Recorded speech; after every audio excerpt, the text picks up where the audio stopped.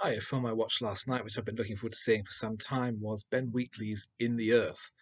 It's a film released in early in 2021, and it was designed by him to have been produced during the lockdown.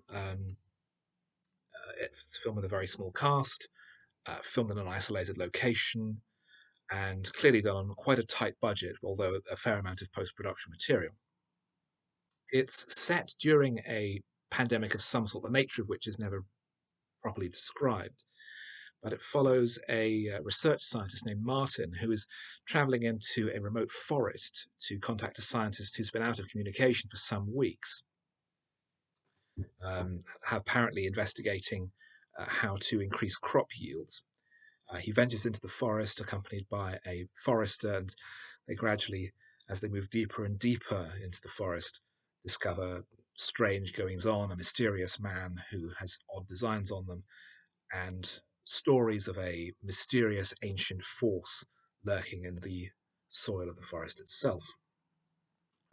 Wheatley's previous horror movies, Kill List and A Field in England, are very much of a piece with this. There's very much a continuation of his style of disorientating editing, very, very fast, um, almost seizure inducing montage scenes, um, gruesome violence, and an interest in folklore.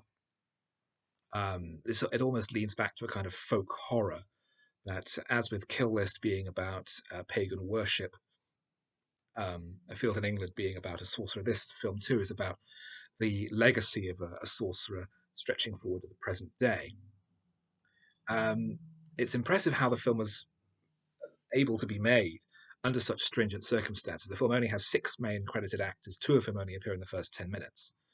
The remainder being appearing throughout the rest of the picture, although Hayley Squires as the mysterious scientist only appears in the last third or so of the film.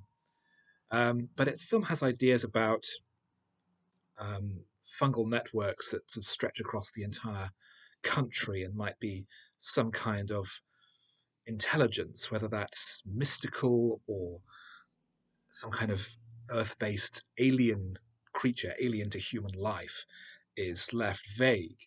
But there is clearly some kind of power in the earth. Um, that ties back perhaps neatly to the idea of the pandemic that the planet is scouring humanity away in preparation for its own awakening. It's a very effective,